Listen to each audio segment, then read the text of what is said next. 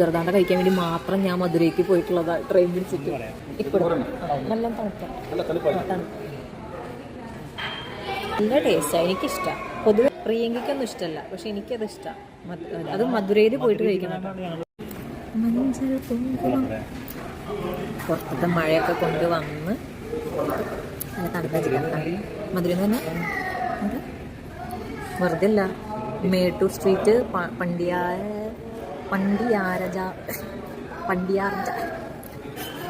പണ്ടിയാർജപുരം. ഇതെന്താടാ കഴിക്കുക? പണ്ടിയാർജപുരം മധുര. പാണ്ഡ്യരാജപുരം മധുര എന്ന് പറയുന്നത്. അപ്പം നല്ല ടേസ്റ്റ് ഉണ്ട്. ഒതന്റിക് എന്നുള്ളത് എന്താ ഉദ്ദേശിക്കുന്നതെന്ന് എനിക്കറിയില്ല, പക്ഷെ ഒതന്റിക്കാണ്. അല്ലേ?